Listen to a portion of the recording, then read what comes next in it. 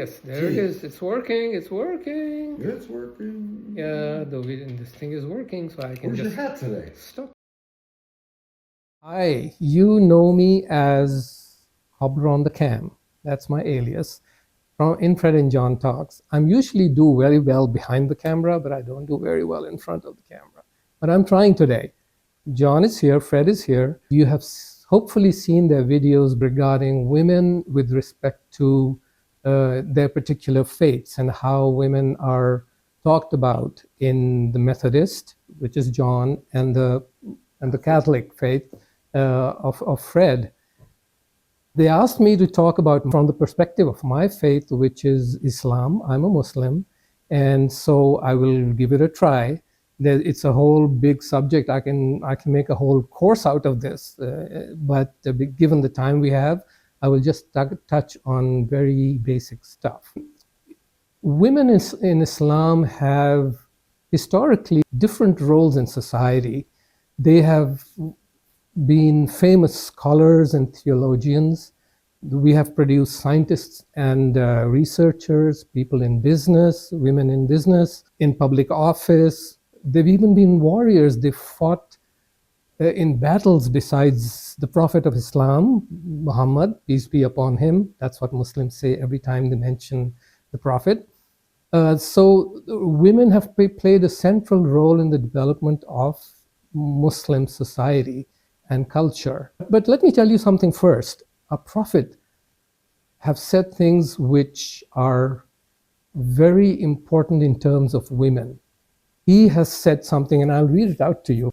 He said mothers specifically have been given a very elevated status as the first woman that any one of us encounter in our lives. He emphasized the importance of showing exceptional kindness to mothers, to the extent that he's remembered as saying that heaven lies under the feet of your mother. And you can imagine that, right? She bears you for 9 months. She goes through the pain of that, and then she gives birth to you, which is you and I cannot, as males, cannot imagine how painful that would be. But that's not the end of it. She brings you up. She tolerates you as a baby and as a teenager too, wanting to run off into the world and do your thing. So that our first point of focus in our lives is our mothers. And it behooves us to be extremely kind when they need us in their old age. It is one of the things that the Prophet, peace be upon him, has emphasized to us, that this is your path to pleasing Allah, God. Another narration that comes down to us through Prophet this is my second point, is through one of his disciples, the first followers, the first generation of Muslims. And one of his disciples came up and asked him, I have this bunch of money. What can I do with this money so I can use it in the path of God?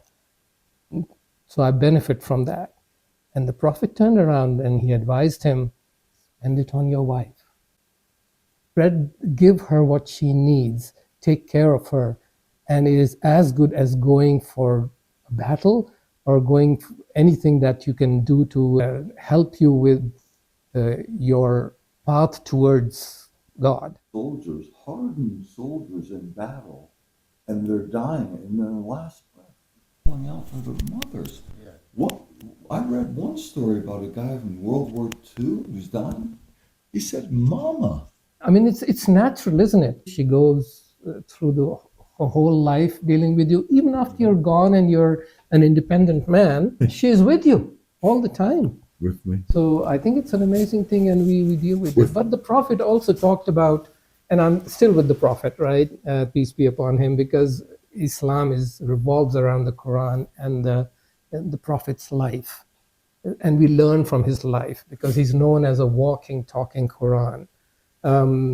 So he really emphasized kindness to parents in their old age. He said, don't even say, oof, if your old parents irritate you or make you angry for some reason. Bear them with kindness because you don't know what they went through when they were dealing with you growing up, right? Wives, similarly, like all the women, wives, daughters, they all are very, very important in our lives and in the life of Muslim. But let me switch to another subject. Relationship between men and women doesn't happen outside marriage in Islam. It is a big sin, is probably a very harsh word, but it is a sin to have a relationship, an intimate relationship with a woman outside the marriage. And here's why. It disrupts your society. It disrupts the morals and mores of society. So you start with marriage, framework of marriage, even that is laid out. The ethical framework, the moral framework, the intimacy framework, legal framework of marriage. And you develop a relationship within that marriage with your wife. Nothing outside of that framework works. So it's contractual as well. It was ordained as a contractual relationship, an ethical relationship, a moral relationship, blending law and ethics into a whole. So Muslim society is built bottom up from the individual. Islam appeals, the Quran appeals, the Prophet appealed to the hearts and minds of each individual. And from there, the next unit becomes a family, and then children, and then that grows into communities which are faith-based. And that then grows into a larger nation, if you like, of Muslims, which with the moral values that are inculcated from bottom up. So in that whole society then, because we are respecting women and we are taking care of them from bottom up, the whole community, the whole nation is caring for their women and allows them to go out, get educated, get into business, take public office. There are women in Islam, early Islam, where women were giving in charge of making sure that the marketplace is working on a fair basis. There were women like that too. There were business women. The Prophet's wife was a wealthy his first wife was a wealthy businesswoman who herself proposed to marry him. He didn't go to her. She came to him because she saw that he was an honest and upright man and he will grow my business in an honest way. And then women have, like I said before, have been scientists and researchers, and some of the scholars and theologians are well-known Muslim women in the Islamic society. Fatima al-Fihri, she is considered to be the woman who established the world's first university, which is still running, by the way. It's called Al-Qarawin University, and it's considered by many historians as the oldest continually operating degree-granting university in the world. Some non-Muslims graduated from there as well. They were welcome to come and study there. One of the most famous ones is Pope Sylvester II from the Christian faith, who went on and introduced the Arab numerals and the concept of zero to medieval Europe. Another one of the famous graduates from this university was the Jewish physician and philosopher called Maimonides. We all know what an astrolabe is. This lady was an expert Syrian maker of astrolabes, whose precision instruments guided astronomers in measuring time, navigation, and even the dates of Ramadan.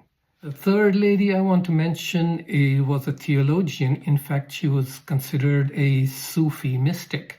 Her name is Rabia Basri.